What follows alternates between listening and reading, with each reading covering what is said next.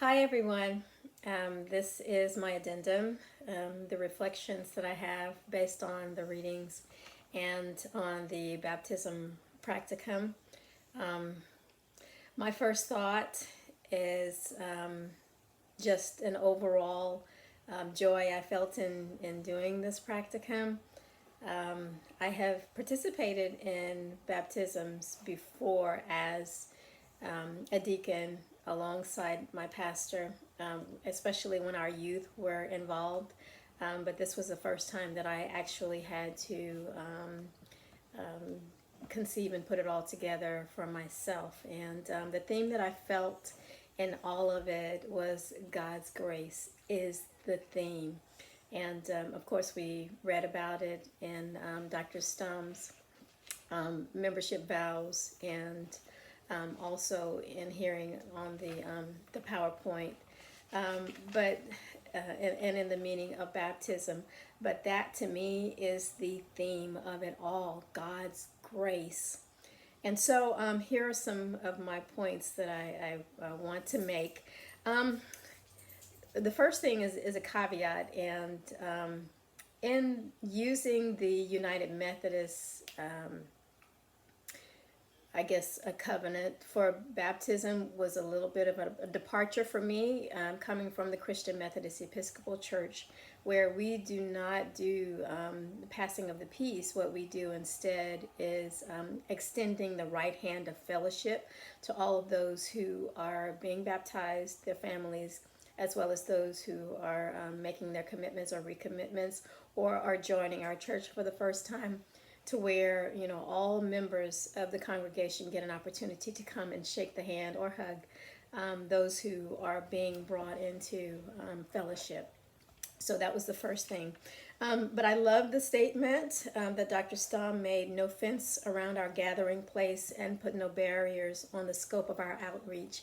And so that was really, it just was in sync with my thinking of using my pool as our place of worship and this baptism practicum, as opposed to using the any type of font, because my thinking is, along with what my mother said to me years ago, the pool is my pulpit.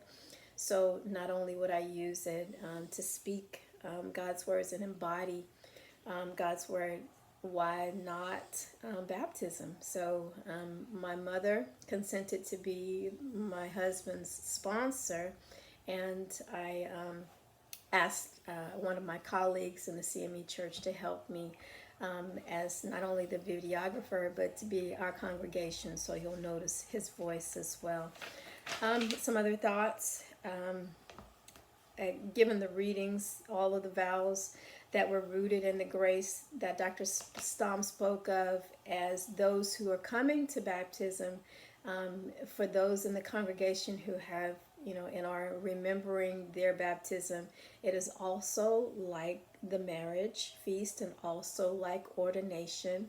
And I see that, but what I had not considered was the other portion of the end of it, which is the funeral rites. And we don't have, I guess, the white that goes over our caskets, of our departed, to symbolize that baptism. But I like that idea. But again, everything is in God's grace. And Dr. Stom talked about Wesley in his prevenient grace, the justifying grace, and the sanctifying grace. I see that in this baptism process. But I also understood what he was saying about it being circular rather than a straight line from one to the other. The community part, to me, it was just so poignant, having my mother serve as the sponsor, because she was foundational in our learning and our upbringing.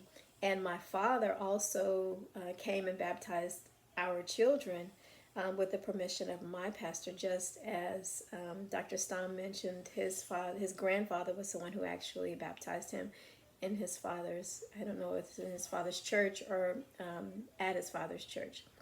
So those are things that, I mean, there's so much more that I could say, but I really am thankful for my colleague who came to help me decide to use the United Methodist way of doing the baptismal covenant, because it brought to mind that thing which I love the most, and that is aquatics and the water.